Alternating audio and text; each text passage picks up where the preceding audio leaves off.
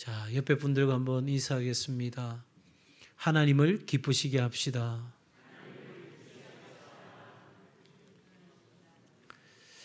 이제 하나님을 기쁘시게 하는 삶 8번째입니다. 10번째까지 제가 말씀 나누려고 생각하고 준비하고 있습니다. 하나님을 기쁘시게 하는 것, 성경은 계속해서 그것을 말씀하고 있고, 하나님을 기쁘시게 하는 것이 곧 내가 누릴 수 있는 최고의 기쁨이고 영광이라는 것을 여러분 꼭 잊지 않았으면 좋겠습니다. 자, 오늘은 그 8번째로 하나님을 기쁘시게 하는 것, 오늘 본문에 나와 있는 것처럼 바로 정직입니다. 정직. 한번 같이 할까요? 하나님을 기쁘시게 하는 정직. 오늘 본문의 말씀과 같이 하나님은 정직한 성도를, 정직한 사람을 기뻐하신다. 이렇게 성경 말하고 있어요. 왜 그럴까요? 왜 하나님께서 정직한 사람을 기뻐하실까요? 정직한 신앙을 왜 기뻐하실까요? 그건 다름이 있지 않고요. 바로 이 말씀에 이유가 있습니다. 같이 읽을까요? 시작. 정직하게 행하는 자는 여호와를 경외하여도 패역하게 행하는 자는 여호와를 경멸하느니라. 아멘. 자, 정직한 사람은 어떤 사람이냐? 하나님을 뭐하는 사람? 경외하는 사람. 그러니 하나님께서 그 정직한 사람을, 정직한 삶을 기뻐하실 수밖에 없는 거죠. 하나님은 우리의 아버지시고 나는 하나님의 자녀입니다. 그렇기 때문에 하나님은 나를 사랑하시는데 내가 하나님을 사랑하는 표현은 우리에게 있어서 경외함으로 드러나는 거죠. 여호와를 경외하는 것이 지혜의 뭐다? 근본이다. 그러니까 지혜를 아는 사람, 지혜 있는 사람은 누구를 경외한다? 하나님을 경외한다. 그러니 하나님을 경외하는 사람은 정직하게 행하고, 그러니 자연히 정직하게 행하는 사람은 하나님이 기뻐하실 수밖에 없다는 거예요. 그래서 오늘 역대상에 보니까 정직한 마음으로 드리기를 힘쓰라.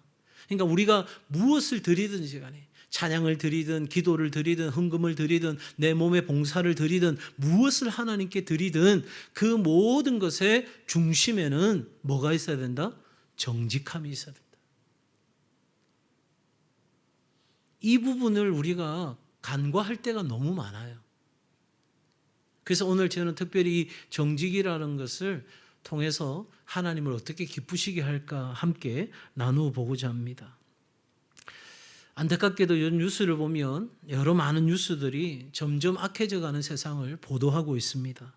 잔인해져 가죠.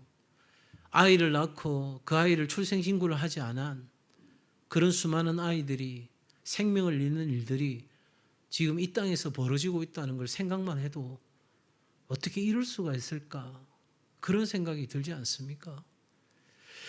적어도 여러분, 사랑도 의리도 다 사라져가는, 그래서 오직 돈만을 목적으로 하는 정말 세상이 미치지 않고서야 이럴 수 없다고 싶은 그런 세상이 되어가고 있습니다. 이런 세상의 그 바탕 기저에는 뭐가 있을까? 바로 거짓이라는 것이 강하게 자리 잡고 있습니다. 정직하지 못하기 때문에 일어나는 수많은 일들입니다. 거짓말의 범죄, 가짜 뉴스, 신분 세탁, 위조하기, 투자 사기, 거짓말 소문, 사기 결혼, 농간, 거짓 뉴스, 조작하는 것. 정말 거짓이 없으면 살 수 없는, 초등학생들에게 설문조사했어요. 거짓말을 하더라도 돈만 벌 수 있다면 얼마든지 거짓말 할 수 있다는 거예요. 정직한 게 바보가 아니냐고 그렇게 아이들이 되묻는 시대가 되었습니다. 너무나 정직한 건 당연한 거예요. 여러분 보세요. 우리가 유치원에서부터 초등학교, 중학교, 고등학교를 계속 거치면서 우리가 뭘 배웁니까? 바른 생활, 도덕, 윤리, 정직, 계속해서 우리는 듣고 있습니다. 그리고 너무나 당연하게 여기는 것인데 당연하게 지키지 않는 것이 바로 이 정직이 아닐까 싶어요. 말씀을 준비하다가 어느 교수가 정리한 이 정직에 대한 그의 이야기가 너무 마음에 깊이 좀 심각하리만큼 도전이 되는 것 같아서 여러분에게 한번 소개합니다. 정직은 어떤 가치보다도 최고봉의 자리에 있다. 정직하지 않으면 모든 명예와 위치의 가치는 시궁창이 되고 모든 부와 돈의 가치는 똥기저귀가 되고 모든 학식과 학위의 가치는 화장실의 배설물통이 된다. 그리고 정직하지 않으면 모든 거룩한 종교적 직책, 우리가 갖고 있는 목사, 장로, 집사, 권사 그런 어떤 직책은 돼지 우리 속 배설물이 되고 거룩을 가장한 종교 행위는 똥개처럼 똥을 먹고 즐거워하는 것이 되는 것이다. 굉장히 좀 부담스러운 표현들이긴 하지만 우리는 오늘 이 모습을 그냥 지켜보고 있죠. 우리는 겉으로는 굉장히 괜찮은 것처럼 포장하고 그렇게 말하고 살아가는 것 같은데 실상은 지저분하기 짝이 없는 그런 삶을 크리스찬이라고 하는 우리조차도 살아갈 수 있다 생각해 보면 오늘 내가 하나님 앞에서나 사람 앞에서 얼마나 정직하게 살았는가, 내가 신앙생활을 한다면서도 정말 하나님 앞에 부끄러움 없는 정직의 자리에 서 있었는가, 한 번쯤은 돌아보는 이 시간이 좀 되었으면 좋겠다, 그런 생각을 갖습니다. 여러분, 정직이란 뭘까요? 정직이란 국어사전에 보니까 마음에 거짓이 없는 것으로 꾸밈이 없고 바르고 곧음을 의미하는 것이 바로 정직입니다. 이게 성품적인 정의일 수 있는 거죠. 그러면 성경에서 말하는 정의는 뭘까?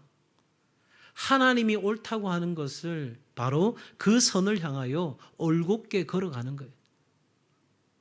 이리저리 흔들리지 아니하고 하나님의 그 뜻, 하나님의 그 말씀, 하나님 편에 옳다고 여기는 것이라면 그 하나님의 선을 향하여, 옳음을 향하여 흔들림 없이 곧게 걸어가는 것, 이것이 바로 정직이다 하는 것입니다.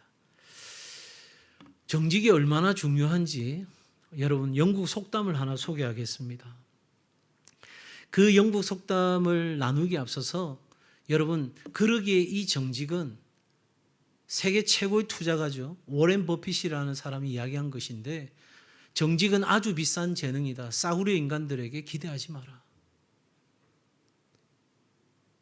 뭐 싸구려 인간 이렇게 말하고 싶지는 않지만 적어도 하나님의 사람이 가져야 될 정직과 세상 사람들이 가지고 있는 정직에 대한 정의 자체가 다른 거예요.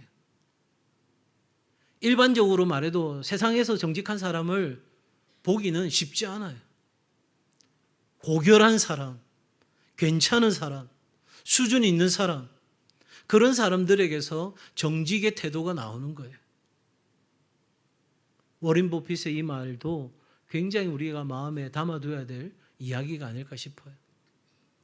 내가 정직하지 못하면 못할수록 나는 점점 어떤 인간이 되어가고 있다는 거예요? 표현하기가 좀 부담스러우세요? 어떤 인간? 싸구려 인간이 되어가 한다는 거예요. 내가 거짓을 말하는 순간, 내 입 밖으로 거짓이 튀어나오는 순간 내가 또다시 내 가치를 좀먹고 있구나 생각하면 딱 맞는 답이라는 거죠. 자, 영국 속담에 이런 말이 있습니다. 하루 동안 행복하려면 이발을 하고 일주일 동안 행복하려면 결혼을 하고.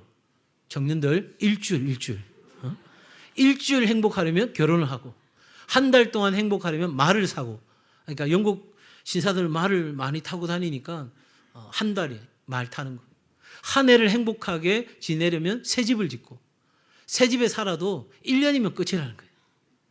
근데 평생을 행복하게 지내려면 뭐 해야 된다? 정직해야 된다. 아무도 아멘은 안 하시는 거 보니까 동의는 썩 안 되시는가 본데, 그만큼 정직이라는 것이 중요하고 우리의 삶에 정말 절대적이라는 거죠.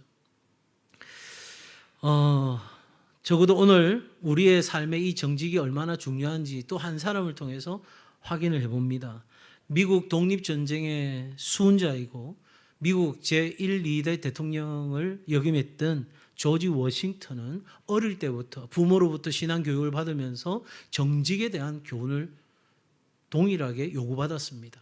그리고 어릴 때부터 정말 자신의 삶에 있어서 정직이란 가치가 얼마나 중요한지 실천적으로 자기에게 손해가 가더라도 친구들과 싸우다가 친구들이 다 도망가도 자기는 정직하게 내가 싸웠노라고 말했던 이 조지 워싱턴은 이 정직에 대해서 이렇게 이야기합니다. 나는 남이 나를 정직한 사람이라고 불러주는 성격을 죽도록 유지하기를 원한다. 정직한 사람이란 말을 다른 어떤 칭호보다도 나는 귀하게 생각한다. 누군가가 나를 불러줄 때 당신은 참 정직한 사람입니다. 당신은 믿을 수 있는 사람입니다. 이 말이 자신에게 있어서 어떤 것보다 소중했고 자기는 그 말을 듣기 위해서 치열하게 싸웠다는 것을 이야기하고 있죠. 자, 이렇게 우리는 성경을 통해서도 또 일반적인 이야기를 통해서도 정직이 얼마나 중요한가를 보았어요. 그러면 정직과 반대되는 것이 뭘까? 그건 바로 부정직이라고 할 수 있습니다. 부정직에는 크게 네 가지 특징이 있는데 하나는 거짓입니다. 또 하나는 고의적인 속임입니다. 또 진실을 찾지 않는 거예요. 누군가가 그런 걸 말했는데 그것의 진실에 대해서 찾지 않고 그냥 그렇게 믿어버리는 겁니다. 그것 또한 정직하지 않는 거죠. 그리고 정보를 은폐합니다. 분명히 알아야 되는데 요즘 우리 정치인들 보면 지금 여기 있는 거 네 가지가 다 나오죠. 그죠? 네. 야당에서 할까봐 여당에서 할까봐 정보를 은폐하고 고의적으로 속이고 또 진실에 대해서 관심도 없고 네가 말하면 무조건 반대다. 진실인지 아닌지 상관도 없고 그리고 우리가 정치적으로 승리하기 위해서는 거짓도 주저하지 않는 정말 이 사회가 보여줄 수 있는 최악의 모습들이 이 한국의 지도자들의 모습 속에서 보인다는 것 자체가 참 서글픈 일이고 안타까운 일인 거예요. 그런데 이 중에서 여러분 우리가 좀 주목해 봐야 될 것은 바로 거짓입니다. 거짓. 이 거짓은 한번 따라합시다. 영적인 문제입니다. 거짓은 사단에 변하지 않는 본질이고 주특기입니다. 여러분 우리는 눈에 보이는 것과의 싸움이 아니죠. 눈에 보이지 않는 것과의 싸움이에요. 우리가 귀신이라는 존재, 사단이라는 존재를 너무 두려워하는 것도 비성경적이고 너무 무시하고 오늘 이 과학의 시대에 무슨 귀신이야 그렇게 생각하는 것도 잘못되었다라고 C.S. 루이스는 이야기합니다. 저도 거기에 동의합니다. 여러분 왜 이것이 영적인 문제인가 한번 보시겠어요? 너희는 너희 아비 마귀에게 났으니 너희 아버지의 욕심대로 너희도 행하고자 하느니라. 그는 처음부터 살인한 자요 진리가 그 속에 없으므로 진리에 서지 못하고 거짓을 말할 때마다 제 것으로 말하나이니. 거짓이 자기 말인 거예요. 그래서 이는 그가 어떤 존재다? 거짓말쟁이요 거짓의 아비가 되었다. 그러니 여러분 이 거짓이라는 것의 기저에는 바로 이 영적 문제가 도사리고 있는 거죠. 사단이 처음 하나님께서 만드신 사람에게 어떻게 죄를 짓고 하나님으로부터 떠나게 만들었습니까? 바로 거짓말입니다. 사단은 그 온통 처음부터 끝까지 다 거짓말을 한 게 아니에요. 진실의 말에 거짓이라는 그 한 방울을 딱 떨어뜨리는 순간 마지막 말끝을 다르게 하는 순간 사람은 넘어간 거죠. 처음부터 아예 다른 말이었다면 정신 바짝 차렸을 거예요. 이단도 마찬가지예요. 처음부터 완전히 사이비처럼 막 이상한 거 뒤집어 쓰고 뭐 이상한 노래 부르고 막 이렇게 해서 우리를 전도하려고 하면 누구든 따라가겠어요. 그런데 다 하나님 이야기하고 예수님 이야기하고 복음 이야기하고 말씀 이야기하다 보니까 점점 따라가는데 마지막 끝은 다른 거예요. 사랑하는 여러분, 거짓말은 윤리적 차원을 뛰어넘어서 영적 위치의 문제입니다. 정직하지 않고 거짓을 말하는 것은 결국은 영적인 부분이 고장나고 그 안에 오물로 가득 찬 상태가 되어 있다는 반증인 거예요. 주저없이 내 안에서 거짓이 튀어나오면 어떤 경우에라도 거짓이 튀어나오면 뭔가 이게 잘못되었구나 정신을 차려야 되는데 그게 아무런 불편함이 없고 거기에 대한 아무런 죄책감을 가지지 않는다면 여러분 우리는 양심은 심각하게 병들어 있다는 것을 생각해 볼 필요가 있습니다. 자, 그런 의미에서 여러분 가장 많이 질문하실 수 있는 부분일 것 같아요. 정직, 사실을 말하는 것인가? 자, 사실을 말하면 정직한 것인가? 어떻게 생각하세요? 사실을 말하는 것은 정직한 것이다. 사실을 말한다 해도 정직하지 않을 수 있다. 1번, 2번. 주관식으로 해도 안 되고 객관식으로 해도 안 되고 먼저 답을 드립니다. 사실을 말한다고 해서 그것이 다 정직한 것이 아니다. 사실을 말함으로 책임을 회피하는 거 정직이 아닌 거예요. 자, 나는 남편인데 정직하게 말하는 거예요. 나는 우리 가정을 책임지기 싫다. 나는 정직했다. 어떠세요?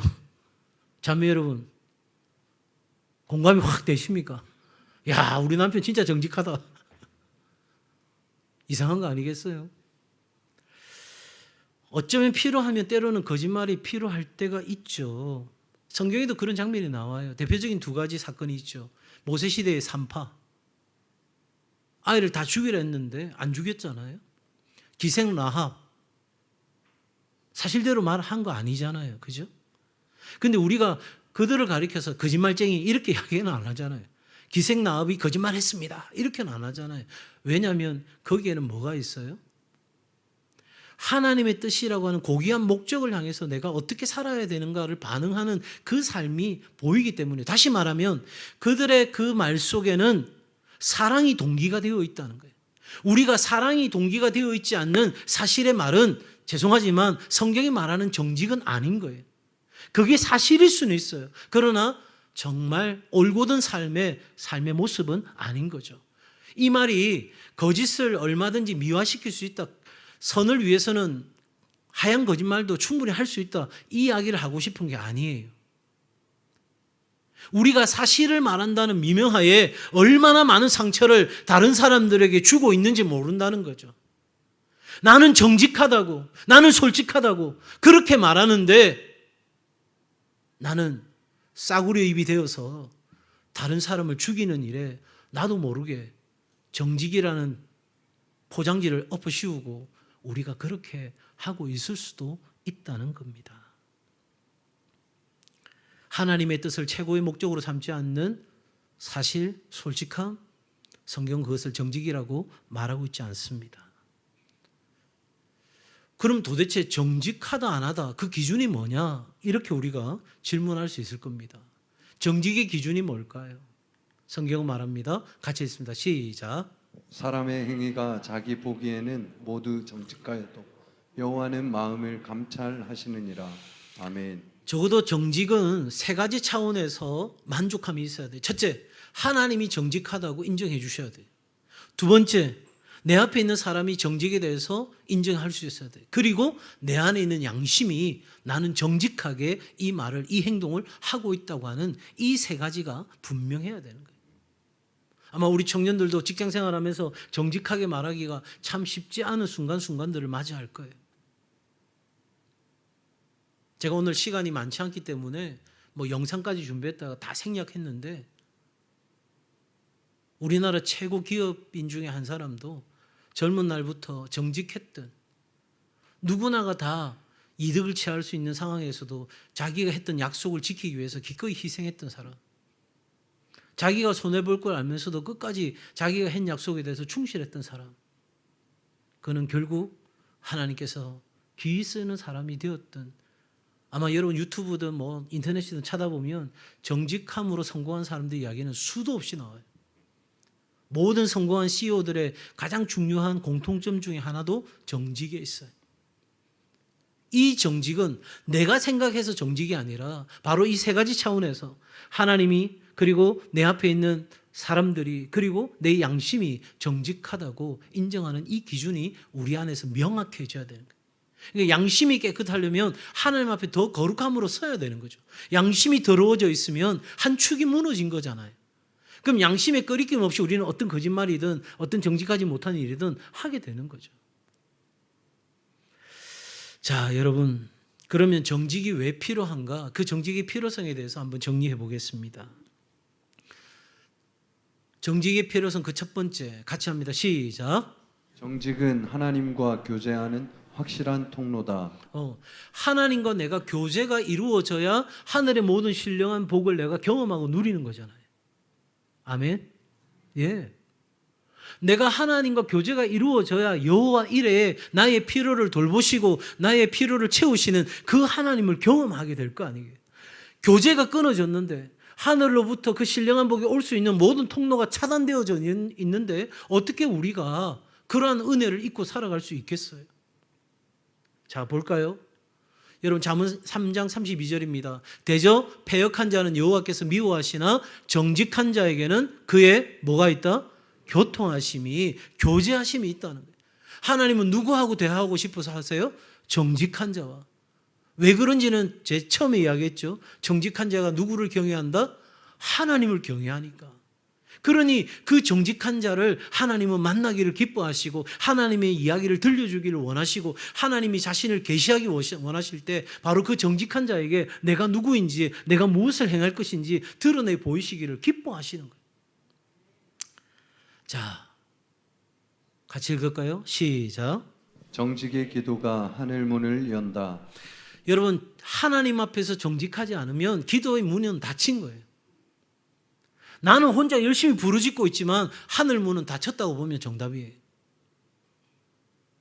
내가 하나님을 경외하지 않는데, 하나님 앞에 정직하지 않는데, 하나님 앞에 내가 죄인인 것을 인정하지도, 내가 부족한 것을 인정하지도 않는데 어떻게 하나님께서 그 기도를 들으실 수 있겠어요? 볼까요? 악인의 제사는 여호와께서 미워하셔도, 같이 읽습니다. 정직한 자의 기도는 그가 기뻐하시느니라. 아멘. 예. 정직의 기도가 하늘 문을 여는 기도예요. 그래서 여러분, 제가 왜 주일마다 참회의 기도를 드리는 줄 아십니까? 그냥 지금은 여러분의 한 주간의 죄를 돌아보면서 참회의 시간을 가지셔야 합니다. 그냥 문구만 떠놓고 음악을 틀고 여러분이 기도할 수 있는 시간 드려도 되는데, 여러분 다시 한번 예배 시간에 참회의 기도 시간을 갖는 것은 우리가 하나님 앞에 정직하게 나아가자는 거예요. 내가 한 주간 분주하게 살아가면서 한 번도 하나님 앞에 정직하게 서본 적이 없다면 지금 예배 드리기 전 이 1분이라도, 단 30초라도 하나님 앞에 정직하게 내 삶을 고백하고 하나님께 나아가자는 거예요. 그래야 하나님과의 교제가 이루어지고 하늘 문을 여시고 우리 가운데 응답하시는 일이 일어나는 거거든요. 여러분, 오늘 이 밤에 우리의 기도가 정직한 자의 기도가 되기를 원합니다.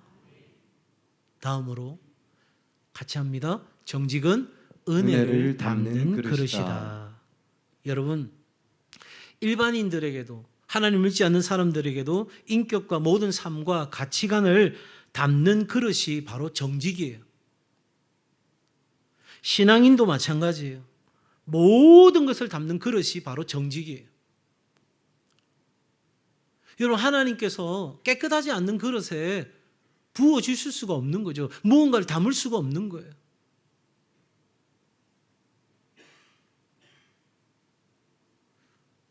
여러분, 요즘은 개밥도 깨끗한 그릇에 줍니다. 개밥 그릇 값이 장난이 아니더라고요. 여러분, 더러워진 곳에 아무것도 담을 수 있는 것이 없습니다. 그러니 내가 하나님 앞에서 거룩하다는 것은, 내가 거룩하니 너희도 거룩하라, 이 말은 내가 하나님 앞에서 정말 한 점 부끄러움 없기를 정직하기 위해서 몸부림치는 그 시간의 수고가 우리 가운데 있어야 되는 거죠. 미련한 자는 죄를 심상히 여겨도 정직한 중에는 뭐가 있다? 은혜가 있느니라. 여러분, 내 기도가 막히고 내 은혜가 뭔가 부족하다 느껴지고 내가 하나님과의 교제가 뭔가 단절되어 있는 것처럼 느껴진다면 가장 먼저 점검해 봐야 될 것이, 나는 하나님 앞에서 정직했는가? 내 말과 행동과 내 삶의 전부가 하나님 앞에서 거짓 없이 행하였는가 진단해 보는 것이 첫 번째예요. 내가 사람 앞에서도 정직했는가? 내가 내 양심 앞에서도 정직했는가? 우리 자신에게 물어보는 게 먼저예요. 하나님이 내게 오는 모든 좋은 것들이 공급되어지는 통로를 막으신 것 같다면 하나님 앞에서 바로 그 점을 우리는 점검해 봐야 되는 거예요. 일터에서 나는 정직했는지, 가정에서 나는 정직했는지, 내가 몸담고 있는 주의 공동체 안에서, 내가 다른 사람과 만나는 관계 안에서, 무엇보다 하나님과 나의 1대1 관계 속에서 나는 정직했는가. 그래서 어떤 사람이 이렇게 이야기합니다. 모든 사람의 무게는 정직의 무게로 판단해야 된다. 그 사람의 가치, 아까 워렌 버핏이 말한 것처럼 진정한 값어치는 그의 정직함에 있는 거예요. 자, 여러분, 정직은 또 뭐라고요? 자기 자신을 어디로? 생명길로 인도한다. 정직한 자의 그 성실함, 정직한 자의 그 올곧음, 그것은 결국은 인생길을 안내하는 안내자와 같은 역할을 하는 거예요.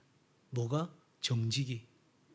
그래서 그 정직이 항상 곁에 두고 살면 하나님 보실 때 그 정직은 우리를 향해서 영원한 생명길로 우리를 인도하는 거죠.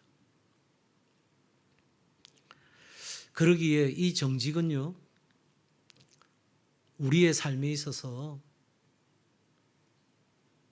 늘 언제나 앞서 우리를 이끌어가는 힘이 된다는 것을 기억할 필요가 있겠죠. 그래서 사도 바울은 말합니다. 정직은 성도의 뭐다? 의무다. 선택이 아니라. 나는 경우에 따라 거짓을 말해도 되는 그런 삶을 사는 것이 아니라 어떤 상황에서도 나는 정직하겠다. 나는 어떤 상황에도 신실하게 살아가겠다. 나는 어떤 상황에도 하나님과 사람들이 믿을 수 있는 그런 존재로 나는 살아가겠다. 그런 결단이 우리 가운데 있어야 되는 거죠. 사도 바울은 이렇게 이야기합니다. 같이 읽습니다. 시작. 우리가 하나님께서 너희로 악을 조금도 행하지 않게 하시기를 구하노니 이는 우리가 옳은 자임을 나타내고자 함이 아니라 오직 우리는 버림받은 자 같을지라도 너희는 선을 행하게 하고자 함이라. 아멘. 옳은 자임을 나타내고자 함이라. 내가 정직하다는 것이 나타나야 되죠. 자, 이렇게 우리는 정직이 성도의 의무라는 것을 함께 말씀 나누었는데 성경에 보니 정직한 사람이 받는 복이 있어요. 정말 많은 복이 있는데 그걸 다 간추리고 정리해서 4가지 복으로 여러분에게 소개해 드립니다. 왜 제가 이렇게 정직이라는 주제를 떼어서 여러분에게 소개하는지 그 이유를 이제 발견하실 거예요. 정직한 사람이 받을 복입니다. 첫 번째, 같이 읽습니다. 시작. 정직한 사람에게 하나님이 산성이 되어 주십니다. 여호와의 도가 정직한 자에게는 산성이요 행악하는 자에게는 멸망이니라. 네, 어떤 적도 넘어설 수 없는 강력한 산성이 되어 주신다. 누구에게? 하나님과 사랑과 자기 양심 앞에 정직한 자에게 하나님은 그와 같이 행해 주신다. 여러분, 하나님이 지키시겠다 한다면 누가 그걸 넘볼 수 있겠어요? 하나님이 그걸 보호하시겠다 한다면 누가 감히 쓰러뜨릴 수 있을까요? 하나님은 정직한 자를 그와 같이 여기신다는 거죠. 두 번째, 같이 읽습니다. 시작. 정직한 사람의 집을 흥하게 하신다. 다시 한 번 더 시작. 정직한 사람의 집을 흥하게 하신다. 한 번 더. 정직한 사람의 집을 흥하게 하신다. 믿으시면 아멘. 지금 내 눈앞에 보이는 게 속여서라도 잘 먹고 잘 사는 것이 당장 내 눈앞에는 좋은 것 같아 보이나? 그러나 궁극적으로 이 땅에서도 잘 되고 영원에서도 풍성함을 누리는 비결은 정직함에 있다는 거예요. 어릴 때부터 그 정직함을 가르쳐야 되는 거예요.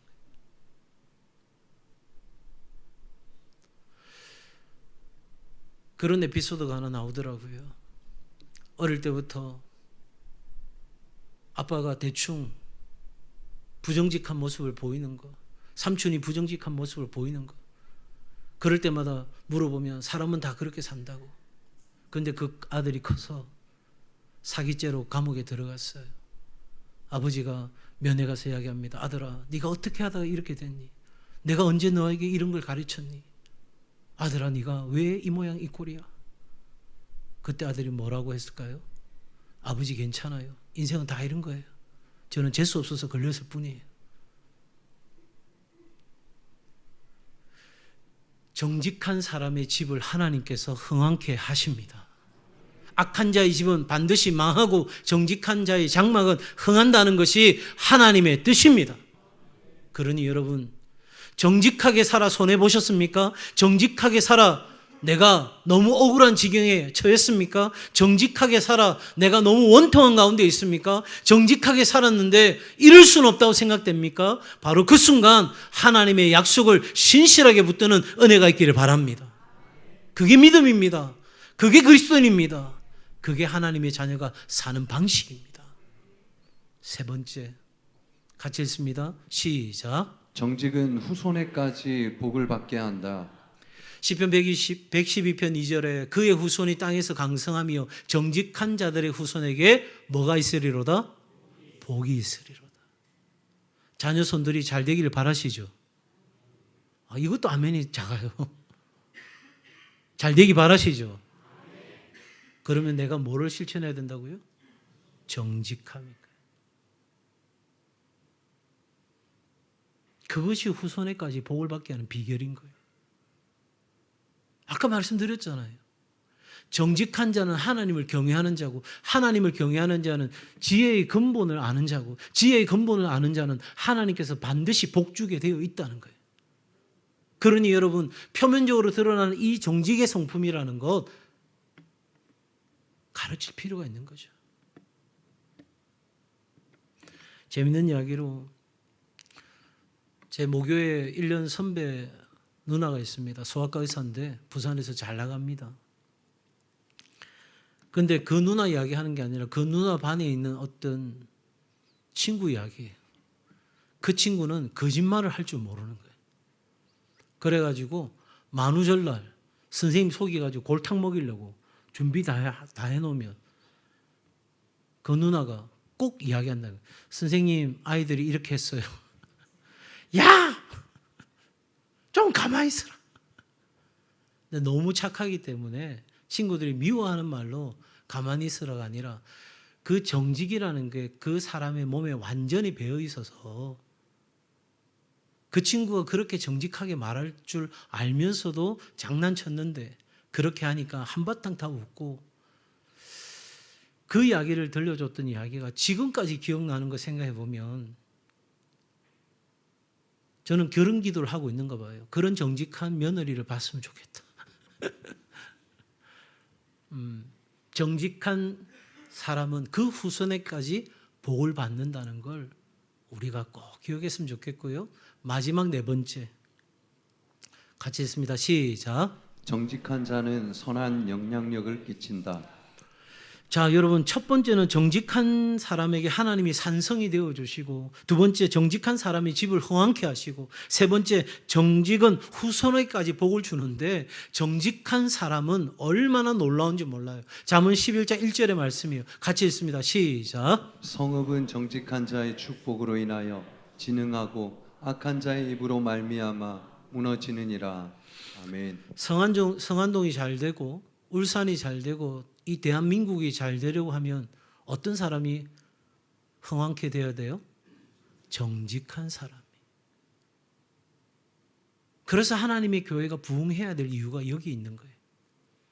하나님의 교회가 부흥한다는 것, 이 도시 안에 정직한 사람이 일어난다는 것이고, 그러한 사람이 일어나게 되면 도시의 변화가 일어나게 되고, 도시의 변화는 열방의 변화를 가져오는 놀라운 일이 일어나는 거예요. 그 시작은 바로 우리 한 사람이 하나님과 사람과 자기 양심 앞에 정직한 자로 서 있게 되는, 그래서 하나님의 뜻을 이루고자 하는 그 최고의 목적이 내 삶의 목적이 되고, 모든 것에 사랑이 동기가 되어서 그 일을, 그 말을 하게 되는 바로 그 사람의 정직이 세상을 변화시키는 놀라운 결과를 가져오게 될 줄로 믿습니다. 이렇게 우리는 정직의 중요성도, 그 정직의 귀한 복도 함께 나누지만, 오늘 우리는 정문을 나서는 순간 또다시 우리는 습관적으로 거짓에 익숙해져 버린 삶으로 돌아갈지도 모릅니다. 그러니 여러분, 이 밤에 기도하실 때 하나님, 나에게 정직의 영을 주옵소서. 나도 살고 내 가정도 살고 일터도 살고 이 나라 이 민족도 사는 정직의 영을 나에게 허락하여 주옵소서.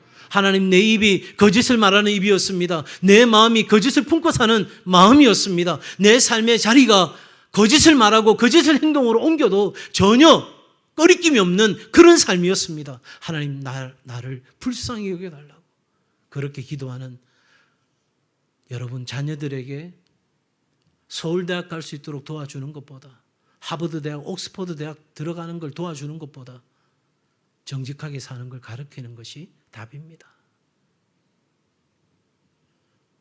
적어도 우리나라 부모하고 다른 나라 부모하고 씨름하는 테스트를 EBS에서 했어요. 시험관이 이야기합니다. 이 문제를 절대 아이들에게 가르쳐 주면 안 됩니다. 그리고 시험관은 나갑니다. 처음에는 똑같이 풀어보라고 기회를 줍니다. 그런데 시간은 다 돼가고 풀지 못합니다. 그랬더니 우리나라 엄마가 잽싸게 다 가르쳐 줍니다. 이렇게 하고 저렇게 하고 저렇게 하고 해라고 가르쳐 줍니다. 그리고 시험관이 다시 들어왔는데 아이가 풀었다고 이야기합니다. 그건 다 제3자가 관찰하고 있는 장면이었어요. 여러분, 빠르게 간다고 좋은 게 아닙니다. 남들처럼 성취한다고 좋은 것이 아닙니다. 더디 가더라도, 천천히 가더라도, 조금은 뒤처지더라도 정직한 것이 그 어떤 것보다 낫다는 것을 기억하시고 오늘을 살아가는 은혜가 있기를 바랍니다. 그래서 믿음의 선한 싸움이 필요한 거예요. 내가 정직하게 살려면 이런 세상에서는 손해볼 수밖에 없죠. 내가 바보 취급받을 수밖에 없죠. 내가 무시당할 수밖에 없어요. 세금 제대로 내고 있는 내가 바보 같을 수 있을 겁니다. 그러나 오늘 내 삶의 자리에서 내가 정직할 수 있는 그 최선의 길을 걸어가는 지혜로움과 정직을 갖춘 믿음의 사람으로 오늘 살아가는 성도들 되기를 주의 이름으로 축복합니다.